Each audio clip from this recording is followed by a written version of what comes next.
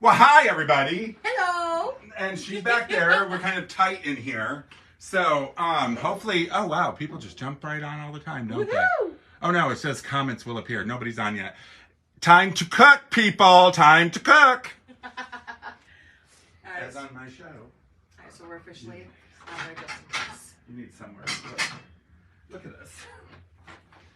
Time got away from us today. That and I just dropped something on my flustered. So, hopefully, is it 30 yet? 6:30? Yep. Okay, so they're late, not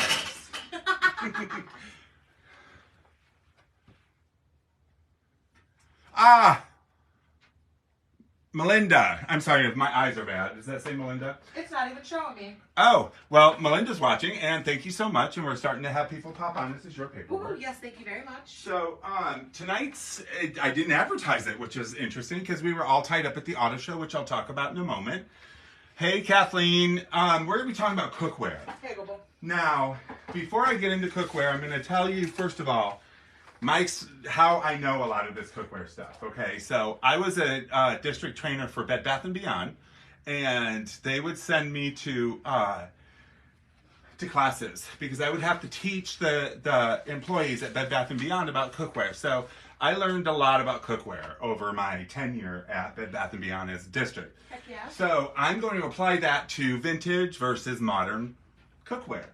But before I get into that, we had the fortunate pleasure to attend the auto show, or Autorama show, and some of the cars, the Jetsons, they had the flying car there. What color was it? Green. No way, really? Yeah, it was great. Sick.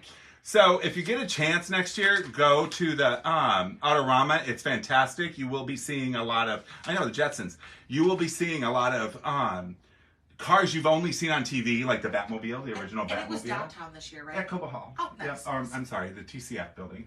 But it had the Batmobile, it had the original Bat boat, it had the Tonka trucks, it had the Hot Wheels and actual motion. Oh, no way. It had, of course, the Bubble Gunner, which is the van that we went down with to see Dave, which I had an interview, so I'll be talking about that as well. So, anyways, I'll be posting pictures. You check it out. It's fantastic. You got to go next time. 3 days. $25 a ticket. Hopefully it'll be the same next year. Right. But with the way tickets prices are raising, it might be more. So what we're going to talk about today is cookware. Time to cook. There's so much to learn Time about to this. cook. So one of the funny things is the people who know me know that I do not cook. Oh, there's glasses missing. Know that I do not cook. We'll do it tomorrow. Okay. I just saw a hole somewhere. And my brain's immediately like, let me go fix that really quick. So, I'm not a cook. I have made it my mission in life to date and marry cooks. Period. Which I did do. Otherwise, I'd be probably this big. So, and now I'm not, as you can see. Anyways, but I do know a lot about cookware. So we're going to talk about cast iron, and we're going to talk about a little bit about cast iron more so than a lot of other things, although we are going to touch base on enamel covered cast iron. We're going to touch base on ceramic, porcelain and ceramic pans, porcelain and ceramic covered pans. We're going to talk about the difference between Teflon and non-stick, as well as what's better for you. Yes, and also we're going to be touching base on how you can season your cast iron, yep. How you can clean your cast iron, yep. and then also the key points of what's going to be different between modern cast iron and vintage yep. cast iron. So when I'm talking about cast iron, I'm talking about the heavy pans, right? I'm talking about the heavy pans, the heavy dark pans that are made out of cast iron, of course. And I'm going to tell you, a good portion of cast iron is made in America. Made by, such companies as Wagner and different ones. So, but this is vintage cast iron, right? So look at the size of this. You can cook a baby up in that. Literally, it's huge. That thing is huge. Get it over a campfire. It looks like a Tom and Jerry pan that they just I know, go right? crazy with in cartoons. Well, it is because and I always say this to people. When you have a pan like this that's so heavy, the ladies back in the day who would cook over open fire, like on their for hours, and they'd cook on their stove, their fire stove, or in the fireplace, and they're moving these things full of food, full of food And it's already heavy. from one place to another that's heavy. These women were buff. Buff for sure. Why didn't they kick the shit out of the men who pushed them around? I don't know.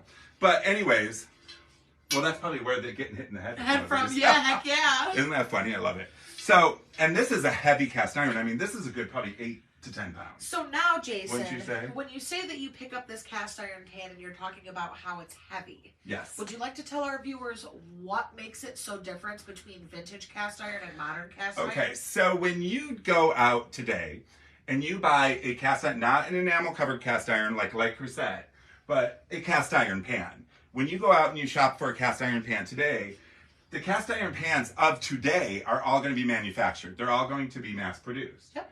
So therefore, your thickness, your thickness of your cast iron, your how heavy it is, stuff like that, it's all going to be the same no matter what. It's because it's all made the same. Well, vintage cast iron, vintage and antique cast iron is all handmade. So therefore, the person can control how thick the cast iron is and how heavy the cast iron is. So a lot of the draw for vintage cast iron is they're lighter because they were made thinner, because they were handmade, and they are thinner, lighter, just easier to use, better looking. Wagner, I'm losing my names. I knew them all. Wagnerware. There's a lot. Steve, help me. G. I'm sorry, I don't know, Jason. You're like, let me look on the back of this. I can't believe I forgot, you guys. Oh, this is Wagner. So as you see, so this corn thing, I don't know if you can see it here. It is Wagner here. Wagner's a good brand to get, okay? Wagner. And this...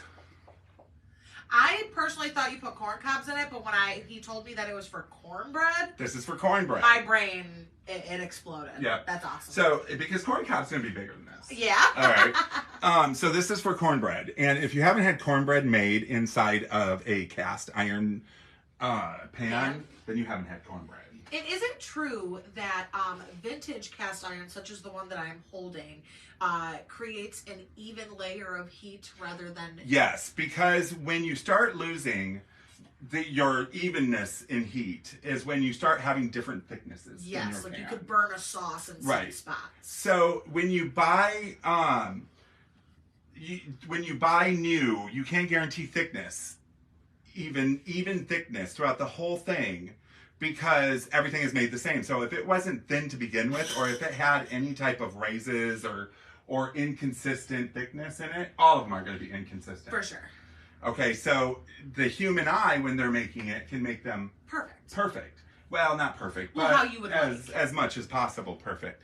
Now, you can control. Yeah, you have can full control what you're doing. Creative control. So that's why a lot of people like the vintage cast iron more so. Dutch ovens are good, and I'm going to get more into Dutch ovens in a moment, because Dutch ovens tend to be an enamel covered, but there are Dutch ovens that are not. Yes, where did it happen to the other one? Did I bring it over with? Oh, it's down here. So this is a Dutch oven. Oh yeah, nice. That I'm currently cooking up some bones in. And a ventriloquist And doll. a ventriloquist doll. This is I'm missing the lid, but this would be a Dutch oven. The cauldron type. Hey!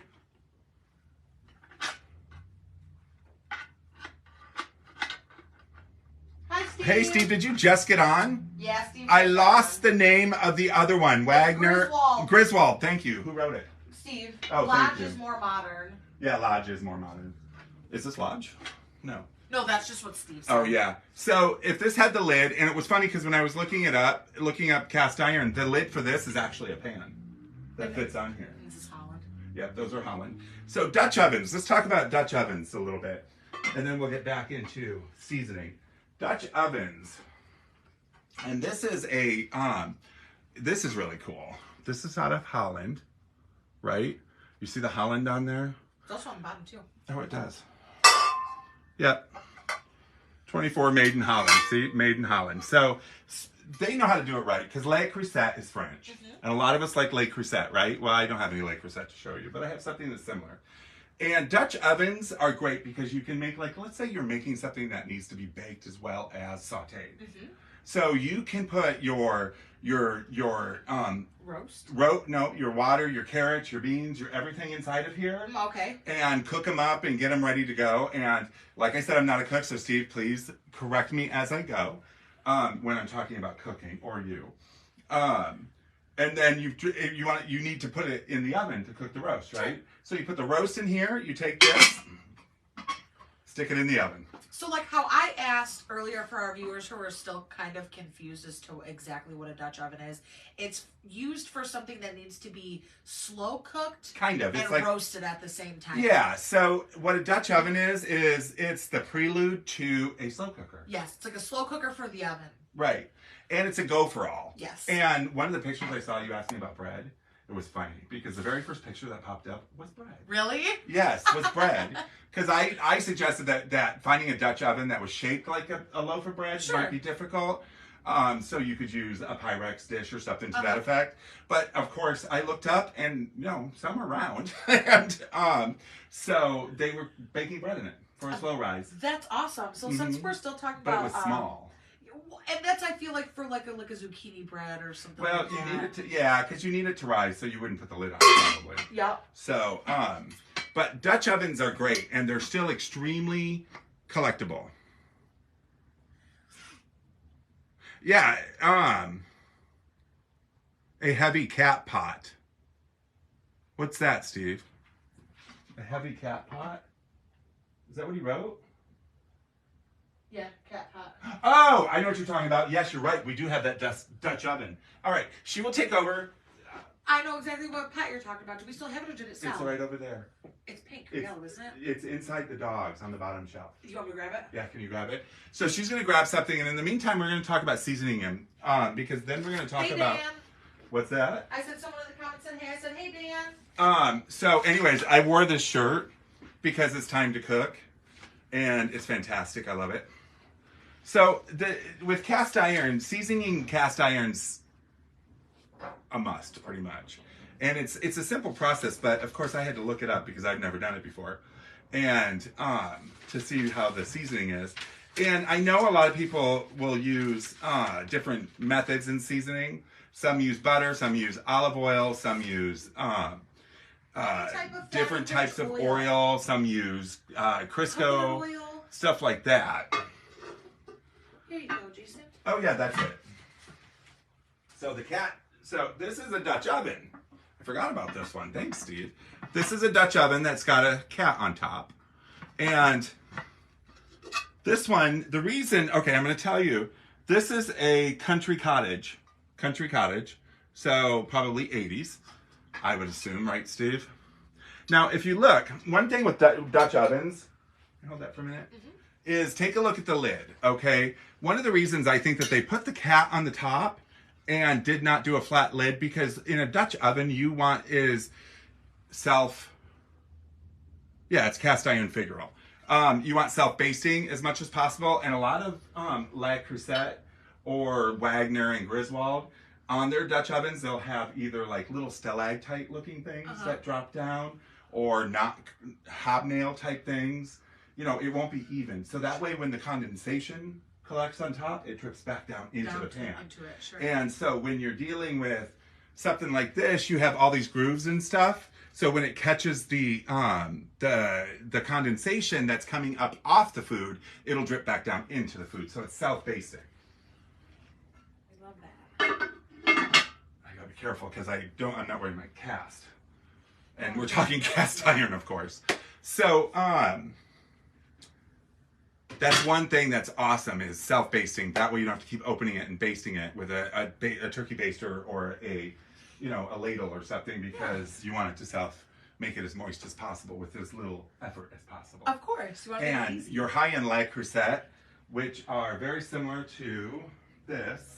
And while we're still talking about Le Creuset, I also just wanted to let our viewers know that they really began in 1924. Yeah.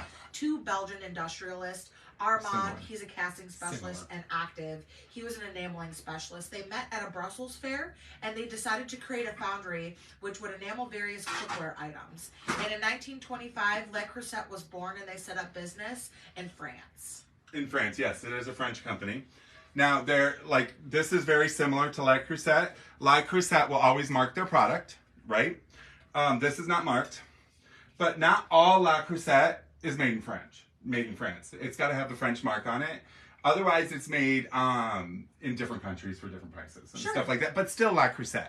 So, something like this with the tea candle and isn't that cool? I love it. Color too. So this is a cast iron with enamel covering. Nice. Powder coated enamel covering. So when I talked about, am I jumping all over the place? We didn't talk about seasoning yet, did we? No, well, we touched base on seasoning. We're gonna go back to seasoning, so don't worry, we got plenty of time. It's powder coated. So enamel versus porcelain versus Teflon. Okay. Okay. So you've got enamel coated, right? Yep. Where's your pan? Where did I set it up? I don't know. We got enamel coated. Oh, here's mine. Awesome. Then we have. Oh, here it is. Nice. Okay. Then we have porcelain coated. Porcelain coated on the inside here. Well, porcelain or ceramic coated. Then we have Teflon, which is that one pan. Right here? No, it had the black on the inside, remember? Oh, I couldn't get it out, remember? Oh, yeah, let me get it. It's stuck, you guys. I have to have Jason pull it out. But I'll give you guys a little bit of a better close-up of these. All right. See what that Teflon. is. Teflon. Teflon the black inside. So Teflon would revolutionize pans, right? Because they made things non-stick, right? Absolutely. Teflon, or Teflon, I shouldn't say Teflon because it's the company. Yes, cast iron pans do rule. So Teflon was made to make it easier to cook. It would make it non-stick, stuff like that, but it is a chemical coating. It is not a natural coating, it is a chemical coating. What you cannot use on Teflon is metal utensils. Right. Because if you use metal utensils on Teflon, on any type of Teflon, what happens? It shoots off and flakes off, and then you're eating it. Yes. Mixing it into your phone. It's a chemical. It's not good for you. It's not.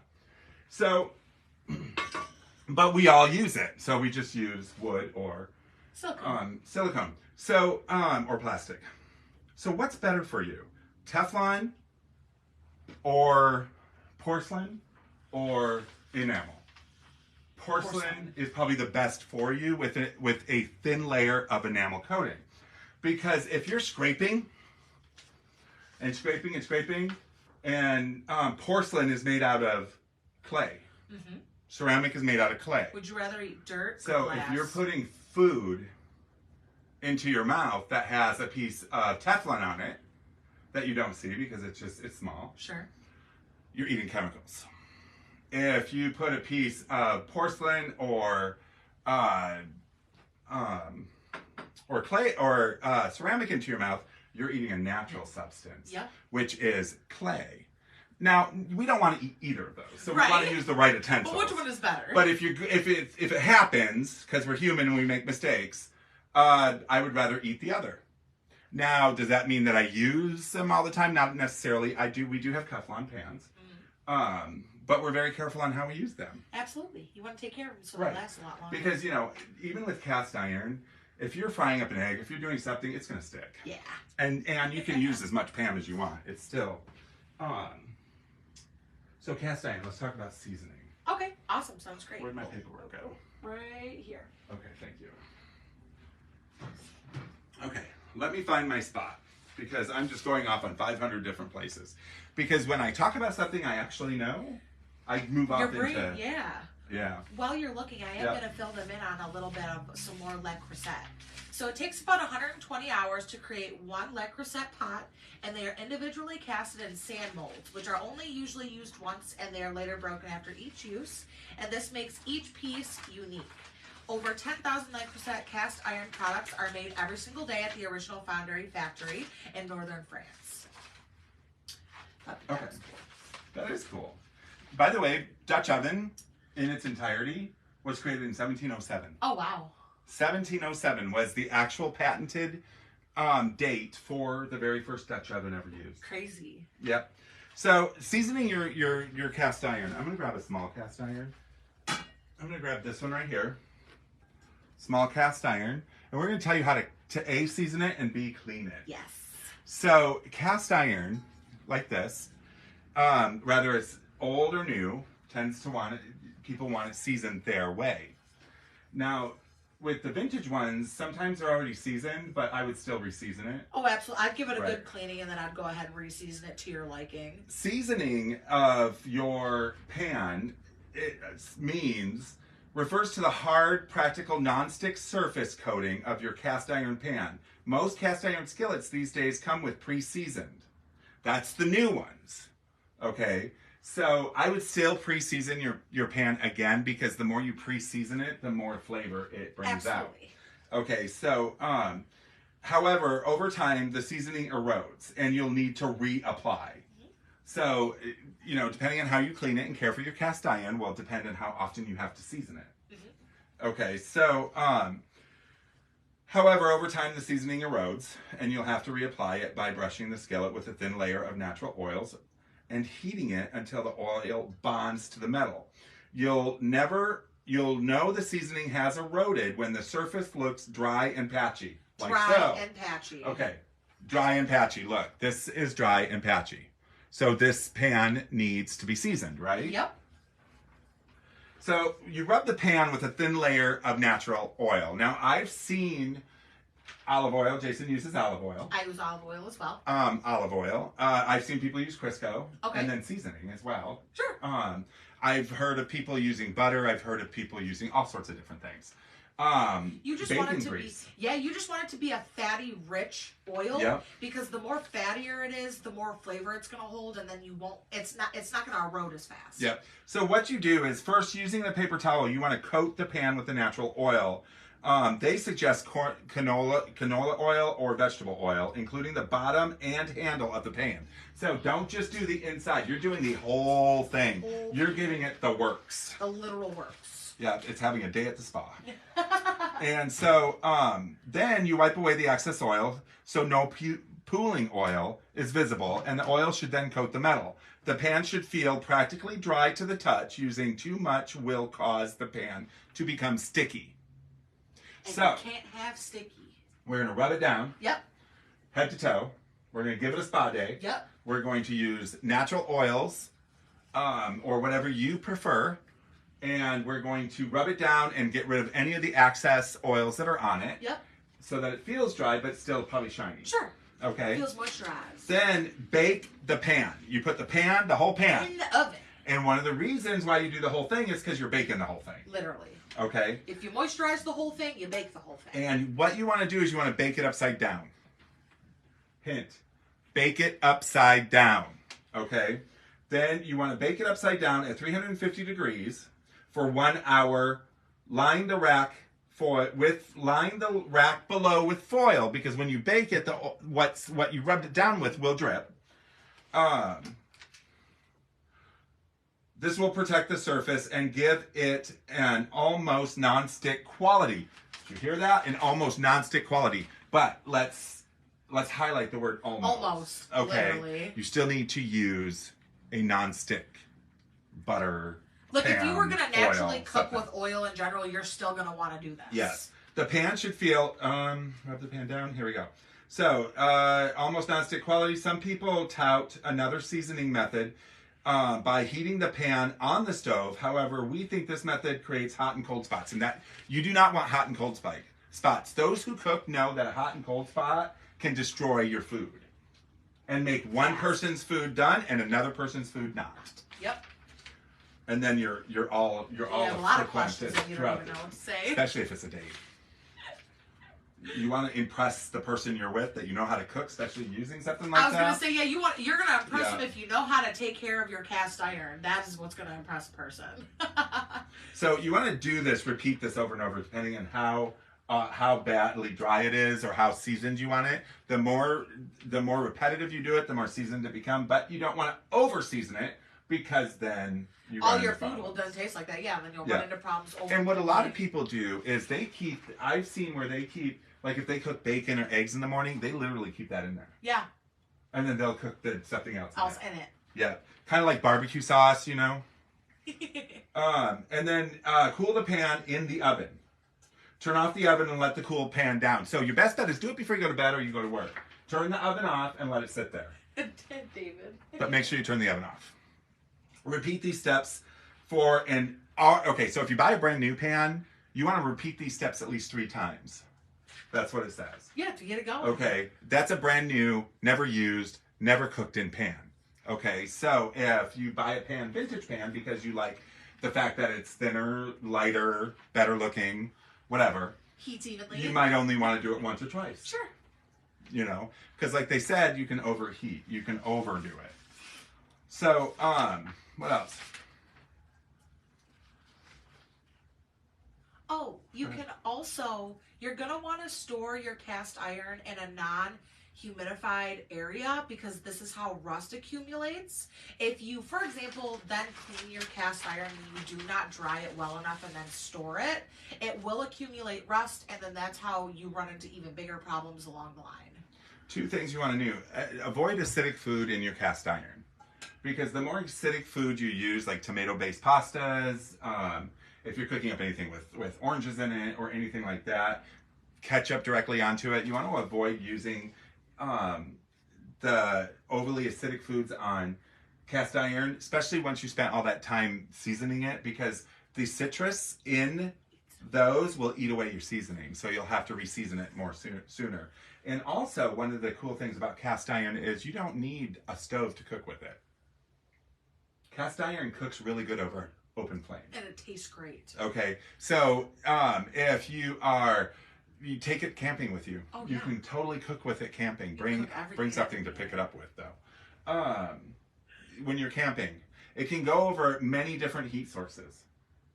It doesn't have to be just a stove, and that's one of the utilitarian, or one of the great things that you can do with cast iron, other than hit somebody with it. You can also they suggest that you season your pans while you cook too. So if you have something that you're cooking on your cast iron that requires it to go in the oven afterwards, cast irons can go in the oven. They can. Duh. They're cast iron. So take it, put it in the oven, because that will help re-season the pan. To always help bring out those extra flavors. So that's your main things. Now, the more we use our cast iron and storing your cast iron, first of all, do not put it in the dishwasher. Nope. No matter how much you want to, even your new cast iron. I don't care if the box says dishwasher safe. The one thing I will tell you about cookware, I don't care what it says on the box, and I don't care where you buy it. Do not put cookware in the dishwasher. Cookware is meant to be hand washed, because there's so many components to different types of cookwares that the dishwasher can hurt, especially in today's dishwashers. So I highly suggest that you clean them by hand. And the whole time you guys are probably thinking, okay, well, tell us how we can clean our cast And we're iron. going to. So again, touching base with what Jason said, avoid that dishwasher. You're also going to want to avoid soap or steel wool, as those will again strip the pan seasoning. You're going to want to scrub off your stuck-on bits with something dry or like very soft bristled. To remove stuck-on foods, you're going to scrub the pan with a paste of coarse kosher salt and some water, and then you're going to want to go ahead and Salt and water. You're going to clean your pan with salt and water. Salt, the natural scrubbing ability. Yes. And then you're also going to just want to rinse that pan thoroughly and wipe it off with a paper towel. Stubborn food residue may also be loosened by boiling water in the pan, but that is it. No baking soda, no vinegar, nothing. Literally just boiling hot water in the pan will loosen up those stuck-on bits. Right. So let's say, okay, when I talk about storage in your cast iron, it's very important, people. You got to make sure when you store your cast iron that it is dry. Dry, dry, dry, dry, dry. So once you hand wash your cast iron and you use salt as your product to take the food out of the cast iron, you're going to want to make sure it is dry when you get done with it. You want it dry, dry, dry, because what happens to metal when it stays wet? It rusts. It rusts. So you're going to want to make sure it's dry, dry, dry. You're going to want to store your cast iron in a dry location, because the more humidity driven the location, the more rust that's going to show up on your pan. Okay? Because it is a cast iron. Cast iron rusts when it's wet. So if you have a cast iron pan that is rusted, do you throw it away? Absolutely not. No matter how rusted your cast iron pan is, or you find a cast iron pan somewhere, you can clean it. It is cleanable. Now, you don't want to use, like she said, you do not want to use... no soap, no dishwasher, you don't and want to no use steel wool. No steel wool. I know you want to run to your steel wool and grab it because it's steel. Right. So it takes everything off, right? But you don't want to take everything no, off. because you're taking your seasoning off, and then you're putting divots in your pan. You don't want to do that. So, the easiest way to remove rust, honestly, they say that you should use vinegar and water solution. Now, that may work for some aspects of rust if there's little bits of rust here and there. But not long-term rust. But long-term rust, no, and large quantities of rust, no. So what they suggest is that you use a baking soda, a little bit of baking soda. Small. Right on the rust area with Coca-Cola, because of the acidity in the Coca-Cola will help remove the rust. Now, we have come, and I've talked to Jason, and I've talked to other people who use cast iron a lot, and they are literally use the same thing that we use on, this might be a did you know? Dun, dun, dun. There's going to be 3 did you knows. So this did you know is that if you just use water and tinfoil, it'll take the rust off. Yes, tinfoil. We cleaned an entire, that'll also take rust off your chrome. We cleaned an entire table that was like so covered in rust, it was crazy, and all we used was water and foil. Shouts out to Reynolds Wrap. I know. But they suggest that you use Coca-Cola and the oil because the acidity in the Coca-Cola will help with the chemical reaction with the aluminum foil and the rust, and it will help to remove it.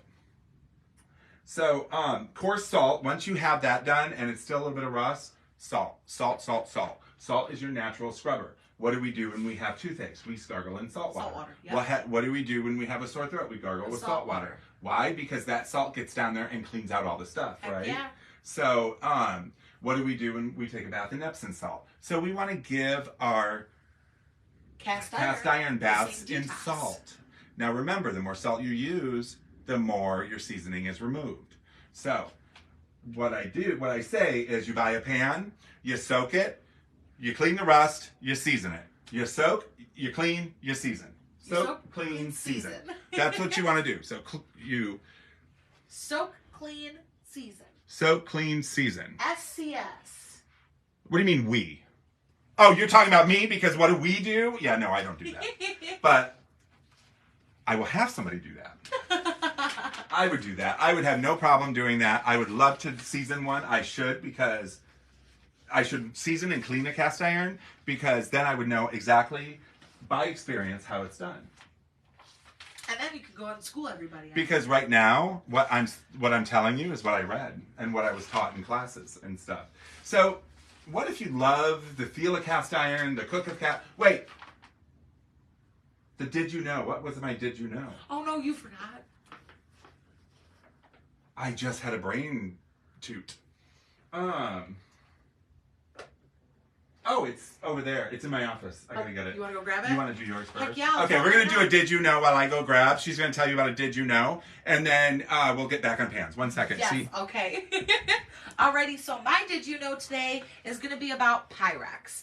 And my favorite did you know about Pyrex is going to be that did you know by 1919 that there was 4 million pieces of Pyrex cookware sold in the U.S. again by 1919. 50 cents was the original price of an 8-ounce measuring cup by Pyrex. 10 minutes it takes Pyrex cookware to go from being molded to be ready for shipping. Measuring cups take a little bit longer due to the process of adding the tick marks and the red lines. 2 numbers of spouts on the first Pyrex measuring cup to allow for left and right hand pours. And my last one is 80% of U.S. homes, they have Pyrex in them today. Whether that be super old or modern or right in the middle. And that could be when kind of Corel kind of took over as well. All right. So my did you know I got, but we'll do that in a little bit. So we're gonna sprinkle throughout did you knows. Okay. So we talked about that. Okay, so we talked a little bit, because I was jumping around like a crazy loon, about enamel over cast iron and stuff like that. So if you don't like Teflon pans, your next best bet is a ceramic or porcelain coated pan. with a porcelain or with a enamel powder coat. Sure. And when I say enamel powder coat, I did a class on dishes and vitrification of pottery. And the vitrification process happens across the board. Vitrification is the process of putting a glass coating over pottery or dishes or something, so that way it makes it waterproof and eatable on. So dishes, the shiny glaze you see on dishes, the shiny glaze you see on pottery, that's a vitrification process where they take sand and they pour it into the kiln as the kiln is cooking it. And what that does is allow the sand to glassify, if that's a word. And gloss. Sounds good. Gloss it. Gloss it. Or glassify, I like that. I like that. It's a new word. Put it in the dictionary. Literally? All I got to do is get Homer to say it, and it'll be in the dictionary next year. And so it puts a glass coating over it that allows you to add water to a vase or eat off a plate. Same thing with enamel powder coating, and which I found very interesting. So if you get a cast iron pan, can you hand me one of those little ones that were down there? Yeah, just either one of these. Yeah, yours or that one, it doesn't matter. So this would be a enamel powder coat. This would be your next best bet to enamel powder coat. This would be your next best thing to a Teflon, because the enamel powder or the ceramic and enamel powder coat gives you a non-stick like surface. So you still have to use butter, you still have to use Pam, you still have to use oil, you still have to use something like that, but it doesn't stick as bad as the other ones. So this would be your next best bet. So what they do is while they're baking on while the ceramic or whatever is in, or even full enamel, they'll put a powder coat over it. Nice. And what that does is that puts the shiny powder coat over it so you can cook in it. The enamel does, because what happens if you cook on pottery? Cracks. Well, it'll just melt and yeah. crack and pop. So they have to put something over it. So it's the same process. It's called vitrify, and it's a way of making everyday items able to hold water and eat on. So pans are done. Yeah, it makes it not porous. So even though glass can be porous, there must be a concoction in which they do it. I should look into that. But look at these pans. Aren't these pans cool? I got to tell you, this is a George Briard. This is a George Briard. I did not know this was a George Briard. So this is a George Briard, which is a famous designer. Love. Of glasses and pans, apparently, and all different housewares from the 60s. He does, a lot of people collect his glassware. That owl tray over there is a George Briard. Oh, really? Yeah. So George Briard, he made this, very good for a tiki inspired or Hawaiian and Polynesian inspired kitchen, and you can easily cook on it. It's so cool. Love. And then we have a matching one that's heavier. So that one, where did that one go? A matching one to this? Well, not matching, but it's right here. Oh, okay. So then there's this one, which is really cool. Look at that. Isn't that cool? Am I boring people? People are leaving. So this one, even though it's got the same style and look, this is an enamel over cast iron. So you can tell by the heaviness of it, and you can see the cast iron rim. And then, but it's a light cast iron. So this one is probably more 60s and probably handmade because of how light it is. And look at that. They even designed the bottom of it to make it beautiful. So that way when you drop it, it'll look good from each side, because I tend to drop stuff. Me? So those are those. And that process is, because not everybody just wants black or pans in their kitchen. They want a little decorative use. Heck yeah. A decorative pan, something to hang maybe, something just sits out, or while you're cooking it, you want it to be somewhat, Pretty. other than just cast iron. Yeah. So they put the enamel over it to give it design. George Briard, that's fantastic. That's George And Briard. I love that. Yeah. And then we have these, like that Dutch oven, but this is like a very La Crusette. That's very La Crusette. So is this about like? I have a Is that about what? Yeah, it's similar to that. It would be, well, this is a that's stoneware. Okay. Okay. This is cast iron with enamel. Okay, gotcha. Yeah, so this is cast iron with enamel. Isn't that cool? I love the green, and it's great because, we're doing this cook show, and we never even mentioned it. We're doing this cookware show because A, we have cookware. A lot of it. And B, what is coming up? St. Patrick's Day. And what do we cook for St. Patrick's Day? Corned beef hash. And what do you want to cook that in? A cast iron or a ceramic enamel coated pan. A Dutch oven. A Dutch oven. Cook it in a Dutch oven. Start it before you go to work. Let it cook. Leave. And then again, it's like an old school. And then have somebody check on your house that it didn't burn down. So, but look at this. We have all different kinds. Isn't that cool? So I know you could totally make a roast in this and stick it in. Well, probably not. It'll go over the edges. But how cool, right? I know we barely talked about Corningware and Pyrex today, but I did learn something really cool that. Well, I hope to do a whole show on Pyrex and Corningware. But I need to get a good variety out here for you guys to see, and I know it would draw a lot of people. So I want, actually, we will do a show on Pyrex because even if I don't have all the best pieces, I do have a lot of good pieces. Heck yeah. And I have some rare pieces. So we'll talk Pyrex because Pyrex and Corningware fall right into this category a lot because we do a lot of casserole baking, we do a lot of bread baking and stuff like that inside of Pyrex. Yeah. And Are you going to say something? Oh, yeah, I really wanted to. So I found out that in 1908, Corning Glass Works, this is so crazy, I can't believe I didn't notice this, in Corning, New York, developed a borsilicate glass that could withstand extreme heat and cold without breaking. They called this glass Nonex and used it in battery jars and railroad lanterns. And ironically, Nonex's strength meant battery jars and lanterns no longer broke and needed replacing. So the company looked for other ways to use its heat-proof glass. So in 1913, a woman named Bessie Littleton, who was married to Corning scientist Jesse Littleton, found it. After an earthenware baking dish cracked in her oven, Bessie asked Jesse to bring her home a Nonex battery jar for her to experiment with. Long story short, they sent Corning down to a new path, cookware. And in 1915, the company launched its first Pyrex line, mixing the word pie and Nonex. Really? Mm-hmm. Okay, well, Pyrex was formed in 1800.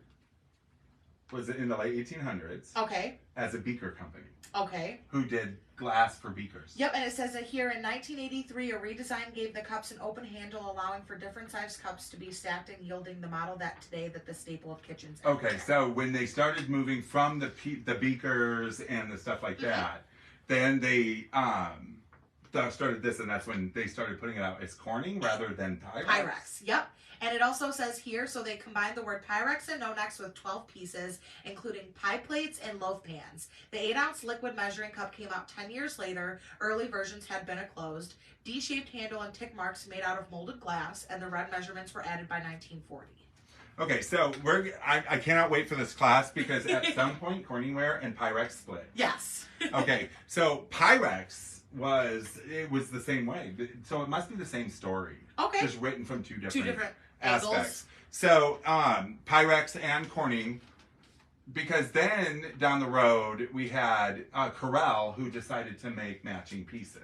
And it also says here, please correct me if this is wrong, Pyrex launched during World War I, and a key message the company incorporated in its advertising campaign That's possible. was baking with glassware helps to save vulnerable wartime commodities. Because they were pulling all of the metal for war. And that could very well be. I mean, World War I was what, the teens? Yeah, it was the teens. So it could have been because they were doing medical beakers and stuff like that for years prior. And imagine hearing this on the radio or seeing it on the TV or reading it on a billboard that says it saves labor and fuel, it makes food more appetizing and the table more inviting for you to bake and serve in the same day. It absolutely does. Yeah, absolutely. So we'll get more into that. But yeah, so when it comes to cookware, Pyrex and Corningware is very big into it. Heck yeah. But please do not read those false stories on Facebook about Corningware being worth a fortune because it is not.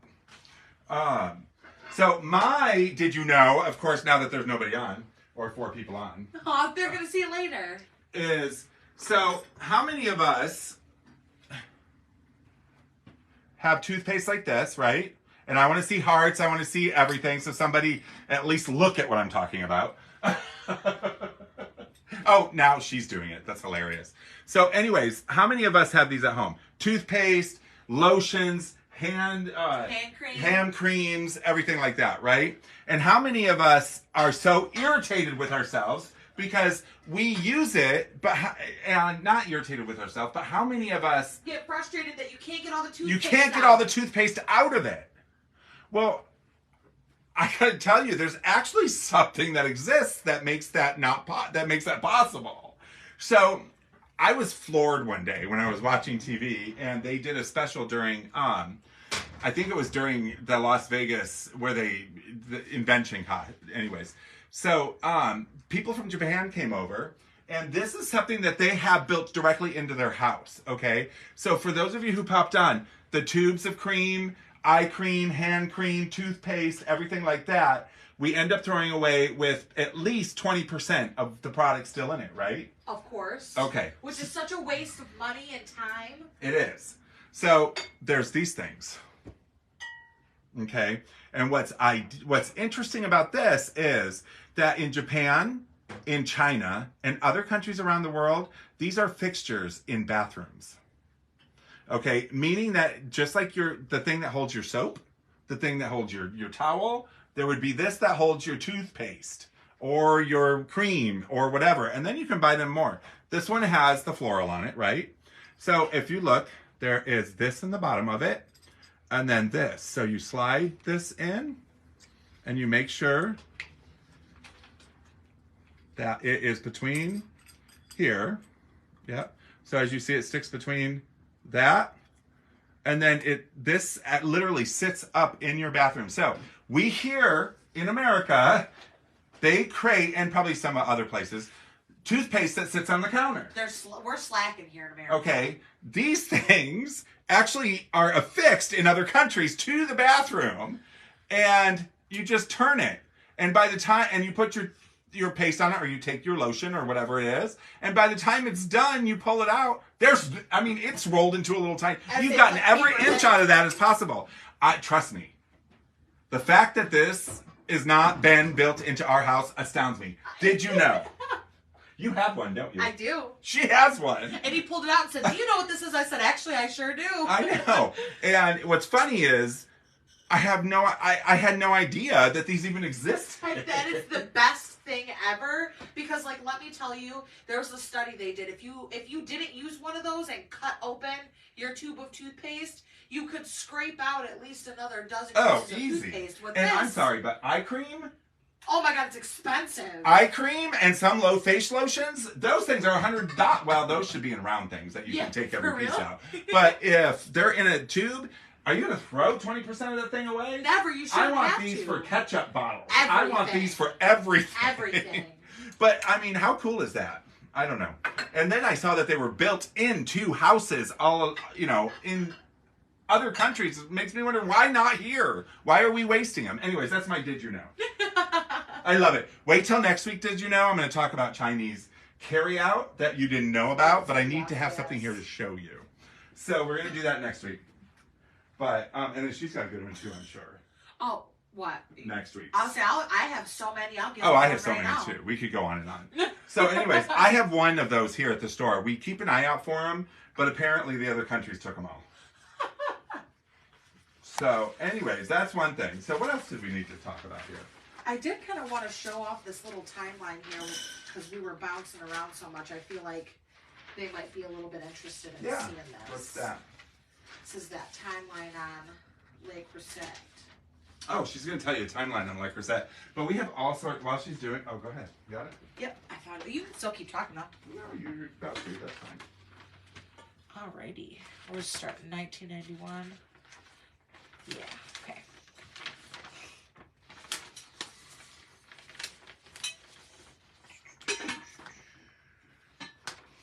Okay, so we got all the way right here. Starting in 1925, we have Le Creuset. And that's Armand, the casting specialist and active. He's an enamel specialist, and they set up and they built this very first Le Creuset pot here. And then that is in 1925. And then moving down to 1934, is it Doufeu? Is that how you pronounce it? Doufeu was introduced. Yeah, Defu. Defu. Mm-hmm. And the recessed lid was to help evaporation, condensation again, and it was the world's first. Which I thought was pretty cool. And that touches base back on the Dutch oven, how you want that self-drippage to happen. Swinging down to 1958, Raymond Lowery was known as the father of industrial design, and he launched the Cookware. What's this? What? Oh, I thought you were trying to... Oh, this? And I wasn't sure. Is this like a... That's a Raymore Loudenry. That's just the designer. But would this be... It's a Dutch cast oven. iron? Yeah. Yeah, probably. Cast iron. And Le then Croissette's all cast iron. they celebrated the designer here, and this is called the Mama. Here on the bottom here in 1972. I wish these had bigger, better, in-depth photos. They don't really have much here. So, Le Croissette is probably one of the best enamel-covered cast iron you can buy. A brand new Dutch... Steve got one for Christmas. He got a brand new... I think it was Le Croisette. It could be a different company. A brand new red Le Croisette. I believe it was Le Croisette. Steve, correct me if I'm wrong, but I think it is Le Croisette. Red Dutch oven that had the stalactites on the top of it that melted. You know, a brand new Dutch oven can run you $300. Oh, geez. For just one this size. I mean, you get what you pay for. When it comes to cast iron, newer is going to be cheaper, older is going to be more expensive. Sure. So a Wagner or a Griswold will run you more than if you buy a new one. Okay. Like an older one. That was part of that. But La Croisette is your top. And speaking of that, when I forgot to touch base on this earlier when you were talking about how to use wood and silicone because you don't want to scrape any of those. I wouldn't use metal on any of your cookware. One of the things that I was taught during my time at Bed Bath & Beyond when I was taken through classes on teaching is the worst design ever made was a metal sauce spoon, because no pan should you use a metal sauce spoon in. If you use a copper or if you use a copper or a steel pan, you're gonna scratch the crap out of it. Yeah. You're gonna scratch the crap out of it. And copper pans, I don't know if you guys have ever bought in copper pans. They're expensive. What's the best pan you can cook in? A copper pan, because copper conducts heat evenly. Yep. Yep, but copper is the hardest pan to cook in. Because doesn't it burn fast too if you don't It watch is it? not non-stick at all. Oh yeah, no. At all. But it has the best heat conductor.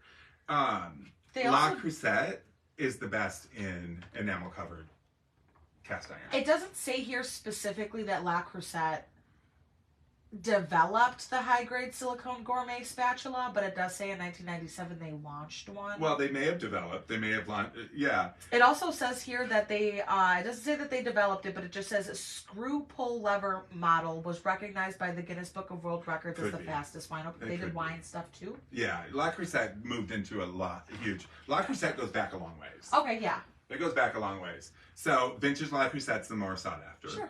Newer La Croisette's not. I mean, they still make handmade La Croisette pans, but you're going to pay a ton of money. Oh, yeah, an arm and leg for it. But again, you get what you pay for. Even vintage La Croisette's going to run you. Like, if you guys want good quality stuff, it's better to just buy vintage. Cuisinart. Okay, so Steve's Dutch oven is Cuisinart. Okay. So that one was about $275, okay? And it's a red one. And La Croisette makes one that's very similar to it. Sure, sure. So a Cuisinart's $275. A La Croisette can be probably $375, $400. Oh, okay. Because it is a better quality pan. Absolutely. You know, the heat would be probably Distributed better. evenly. Stuff like that, because they've been making them for years, they know. Cuisinart, even though they have been around for years, they're a small appliance company. Okay. So they're not really, they know how to make their cast iron. But they're not specialized in one specific thing like... No. La Croisette specializes in cookware. Gotcha. Cuisinart specializes in small appliances. They're kind of just like, we can do this, so we're going to do this. But it's a good pan. So don't run out and get rid of your Cuisinarts, because they're good pans. Yeah. And they are a great alternative to something that is stupid expensive, but worth it. Yeah. And if you want to have the dupe for it, that would be something perfect. Yeah. I mean, La Croisette's great because it'll last forever. You can knock people out for hundreds of years. Too. Yeah. So your back is to the cusp. Oh, I'm so sorry. I grabbed these spoons and got all kerfuffled. These are awesome. These look like they're like cast iron spoons with like some crazy enamel cover. These are just actual plain tin spoons with enamel powder coating. Oh, okay. Yeah. So this is when you come across stuff like this, which you see a lot. This is enamel powder coating. These are all enamel powder coating. They're all tin with enamel powder coating. I'm pointing at these because you can't see. And that allows you to be able to eat on it. Because it's got that nice smooth coating. Yep, that's got the coating. Nice. Plus, a lot of that enamel is what that enamel coating that you see on there gives it the color and design. Oh, cool. That's so it's enamel. Awesome. I mean, what you can do with enamel is amazing.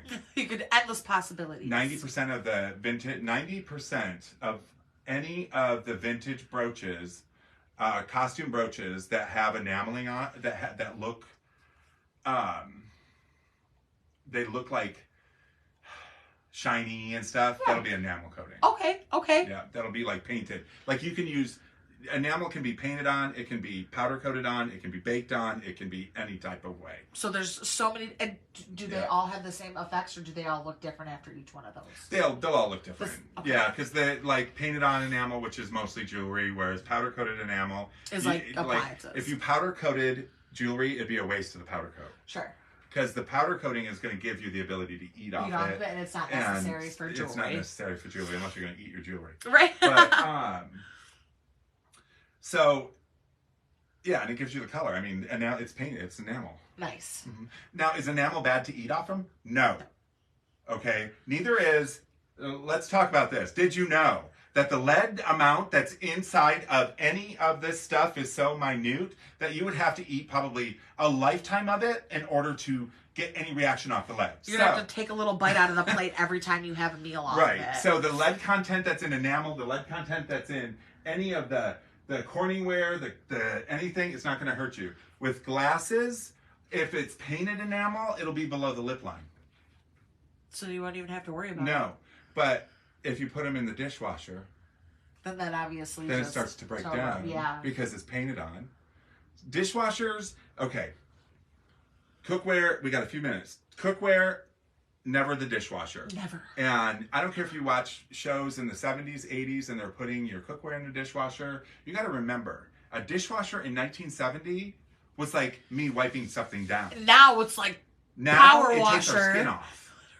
Okay, so if you put something in the dishwasher, especially in the dishwasher that says, oh, you don't need to rinse your food off, just put it in the dishwasher. What does that go to show you? If it can power blast off food, then it's going to probably take the paint off. So I'm going to tell you, we have come across many times where we see a rare pink Pyrex. Going, I'm asking $200 for a rare pink Pyrex, and it's clear that Pyrex has been through the dishwasher. It was a red Pyrex that went through the dishwasher and became pink. Now, and they're trying to play it off like it's pink. Or they don't know. That could be very true. But the thing is our dishwashers today are not meant for vintage items. And they're not meant for cookware, even cookware you buy today. Because they will break it down. You put in a cookware, you just spent $700 on a Teflon cookware set. So let's not. And I know that's how much they cost because I used to sell them. $700 for a 6-piece Teflon cookware set. It's pricey. The handles are plastic. Okay? You put that in the dishwasher, in today's dishwasher. The handle's melting. After about 3-4 months of doing that, your handle's going to start to degrade. Okay? Your Teflon in there is going to start to bubble. And it's also going to affect your food. And what happens when it bubbles, when you cook on it? It starts to come off. And then you eat it. Okay, that's new pans. Old pans, any of these old pans are going to take off the cover. Immediately. Just take it right off. Yep. And if it's vintage Teflon, say goodbye to that Teflon. Silicone and wood only. Always use silicone, wood, and plastic in your pans. You use plastic on cast iron, you're going to melt it. There's another set missing up there. We must have sold a lot today. I don't remember selling any glasses. Wow. Ooh. Anyways, so I need to walk around the store more. So, anyways, that's our show. I want to talk to you about cookware. I could go on for hours. I know we have so much about how things are made, but I'm not going to. And yay, I like it. What are we talking about next week? Oh, what is next week? Oh, we're going to talk about this. Oh, Pyrex. No. Oh, okay. St. Patty's Day. St. Patty's Day. Be there or be square. So next Tuesday we're going to talk about St. Patty's Day. We'll talk about how it was founded, what it means, and I'm sure it was a holiday that was taken over. Again. It seems to be the the thing. trend now. And then we're going to, talk about safe ways of having fun that night. Maybe talk about some different drinks that are fun. Of course. What to eat. What are some traditions. And all that type of stuff. So it'll be a fun Tuesday. And then we'll have our Did You Knows as well. Yes. And I love this. I can't wait. And last before we go, just in case you didn't know, be there or be square means be there or be not around. Oh.